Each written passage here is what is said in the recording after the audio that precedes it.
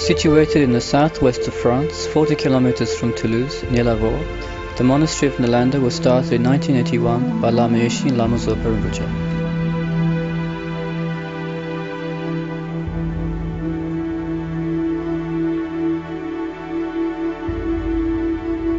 The goal of Lama Yeshe was to offer the increasing number of Western monks a suitable monastic environment in Europe. Several Tibetan teachers have visited and taught at Nalanda. Even His Holiness the Dalai Lama visited and stayed here in 1982, and on his second visit in 1993 blessed the stupa. Nalanda Monastery is mostly a place where the Buddhist philosophy is taught in the Tibetan tradition.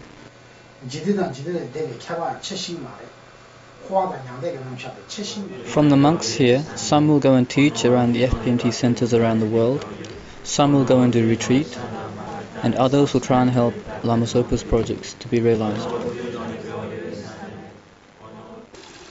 The monks follow a spiritual program advised by Lama Zopa Rinpoche. They wake up at 5:30, perform prostrations with 35 Buddhas at 6, and at 6:30 they perform the Guru Puja. And then later on in the morning they receive teachings to increase their understanding of the Dharma. In the evenings they regularly perform pujas and practices for those who requested them, and dedicate the merit for those with various obstacles in their life, sicknesses, and those who passed away. The teachings are generally given by Geshe Jampel. The monks dedicate most of their time in doing their various preliminary practices, like making satsas and water bowl offerings. They also share in all the community work and cooking. The monastery is also an ideal place for visitors to come and do retreat, spend some time discussing with the monks, or just to enjoy the tranquility of the environment. Jean-François, can you tell us how this project started?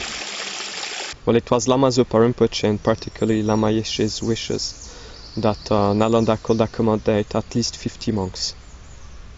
Well, first we started to tear down the old pigsty that was just behind me in 96, and then at the end of 96 I met Lama Zopa Rinpoche with other monks of the community, and we told Rinpoche that we were thinking about going ahead with this project. And then he told me to make the plans, and first, before making the plans, to read a few Feng Shui books. And then in 97 I met him again, and I told him that the plans were done, but maybe there wasn't any rush to start, and he said, no, you should go ahead. And then I went to meet another architect, a local architect, and we did all the administrative work, and we hired other engineers and other people to set up the whole project. And then in 99 and 2000 we started to actually work on the project, on the construction site. So what made you choose the natural materials for your building? Well, it was mainly for ecological reason, and because natural materials are more healthy and they have a much better feeling. We used a lot of compressed mud bricks, we used lime for plastering the walls, and also different kind of mud plastering. We used self-insulated terracotta bricks on the outside. We used a lot of wood. We used also other kind of terracotta bricks, sheep wool for insulation. And for the general running of the building, we also decided to recollect all the rainwater and have an ecological sewage system. Jean-François, it seems that the new building is constructed around the gompa. Yes, the gompa is pretty big, and it seems like it is a little house in the heart of the building. In the gompa we have the altar, which is also pretty big because it's 5.50 meters high. And in the altar itself we will have 1000 Buddha statues that we are doing here. And it was Rinpoche's wish when I met him in 96 that we have these 1000 Buddha statues in the gompa. The altar will also be done in Tibetan style with very bright colors such as red and gold and lots of decoration. And that was also a wish of Lama Zopa Rinpoche. This project has been going on for 8 years. How much is left to be done? Well, now all the rough work has been done, the outside of the building is finished, even all the inner walls are finished. We are more into finishing work. On the first floor, maybe about 80% of the work has been done. On the ground floor there is maybe a little bit more work to be done. It's difficult to say when we are going to finish, but I think with the proper condition, the financial support and also the volunteer, we can maybe finish the building within a year.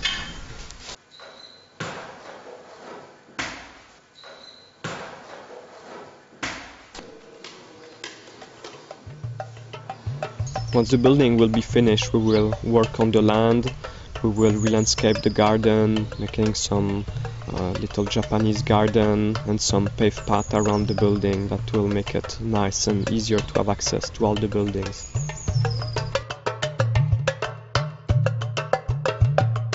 How did you manage to find the volunteers to work with you on the building? It has not always been easy to find people, but many people came from word to mouth, and at times we had people coming from different countries. We had Americans, people, English, German, Swiss, French, Dutch, Polish people. So it's really an international project.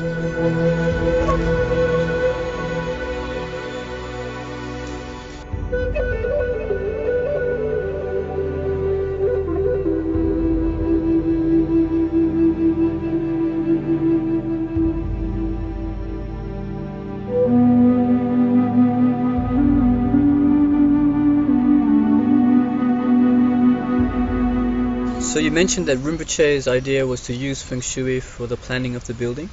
Yes, I try to use it as much as possible. And the building, in fact, is divided in many areas. The building is mainly divided in 3 parts. There is a central part and 2 side parts that are divided by some corridors, some kind of inner street. And on the ground floor, the entrance is on the south.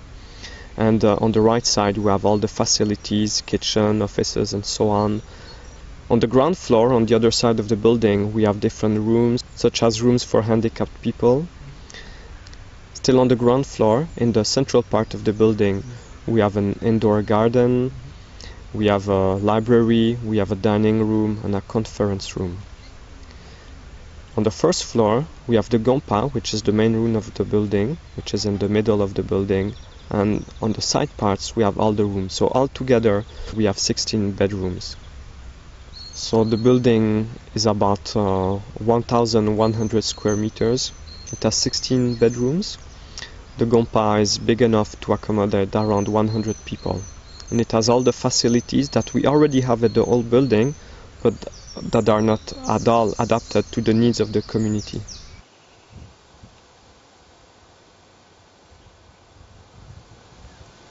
So financially it must have been a heavy burden for the community. How did you manage to get the funds for this building?